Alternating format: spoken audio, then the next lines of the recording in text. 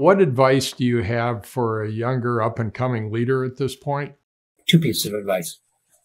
Irrespective of what your long-term goal might be, just on a day-to-day basis, a proven formula for success and happiness actually in the workplace is to think and focus as much about the success of those around you as your own success. If you genuinely say, how can I help you? And you as anyone who you're working with on your team, caring as much about them, then you will build trust. You will help them develop. They will support you. Your team will be a high-performing team, and you'll be hugely successful. So think about and commit yourself to the success of others as much as to your own.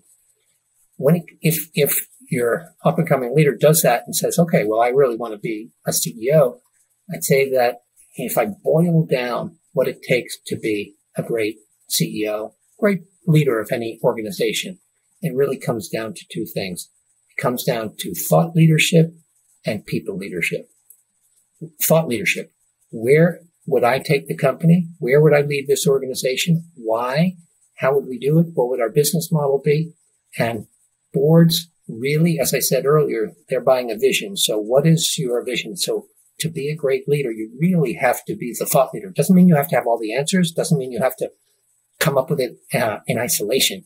But you have to be able to catalyze the right direction or the best direction for the organization.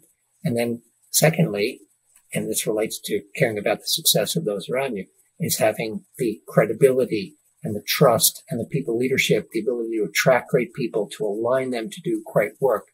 And that comes from reputation, but it comes in every different package. You can be an extrovert, you can be an introvert, you can be any style. But if you genuinely care, then you'll be very successful on the people leadership front as well.